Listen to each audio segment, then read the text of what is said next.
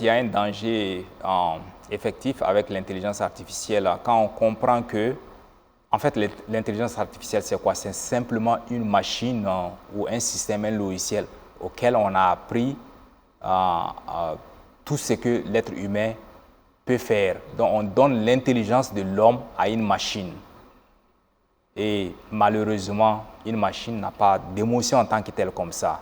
Donc, le jugement humain est enlevé de la machine et là, on peut être confronté à un problème très rapidement. Peut-être un exemple. Aujourd'hui, c'est vrai que l'intelligence artificielle augmente la capacité intellectuelle, disons, d'un médecin comme ça qui est dans une salle d'opération qui est en train d'intervenir sur un patient. C'est une bonne chose. Et même avec les moyens d'intelligence artificielle aussi, on peut même, dépendant de la maladie, du cas du patient, prescrire des produits. Tout ça, c'est une bonne chose. Mais imaginez-vous, si la machine est programmée de sorte qu'à un moment donné, il y a une faille dans le système d'intelligence artificielle. Il y a une vie humaine qui est en danger. Donc voici un danger de l'intelligence artificielle, des systèmes qui sont basés sur l'intelligence artificielle. Mais maintenant, voyons tout ça. Il y a des discussions à travers les organisations qui développent ces systèmes-là, l'intelligence artificielle, et même les gouvernements et même le monde entier, il y a des discussions qui sont en cours. Maintenant, on est en train de voir comment est-ce qu'on peut développer les systèmes d'intelligence artificielle de façon avec la sécurité derrière le développement de ces systèmes-là. Et c'est pour ça que, par exemple, Microsoft a utilisé 6 principes qui régissent le développement de tout système d'intelligence artificielle.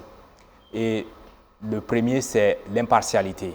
Il ne faut pas que le système soit utilisé pour prendre des décisions de façon impartiale. Et le deuxième élément, c'est la fiabilité du système même. Il faut qu'il soit très fiable. Comme je disais tantôt, par exemple, dans le cas d'un médecin qui est assisté par l'intelligence artificielle pour faire une intervention sur un patient. Et troisièmement, il y a, donc j'ai parlé de la fiabilité. Donc, troisièmement, il y a la confidentialité.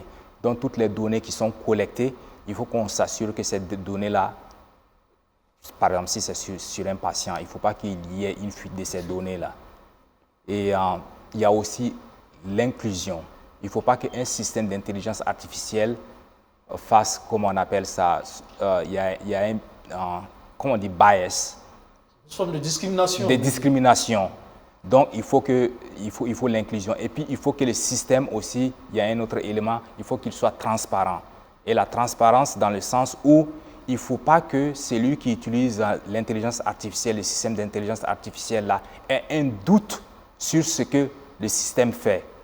Il faut que cette personne-là puisse savoir rapidement qu'est-ce que ce système fait, quelle information est collectée et qu'est-ce qui est fait avec cette information. Et finalement, il y a une question de responsabilité que Microsoft observe en ce qui concerne le développement des systèmes d'intelligence artificielle. Et la responsabilité, c'est quoi? Je l'ai développé, je l'ai créé, j'en suis entièrement responsable. S'il y a des problèmes, s'il y a une faille, je prends l'entière responsabilité et je corrige ce problème-là et je m'assure que ce problème ne se répète pas dans le futur.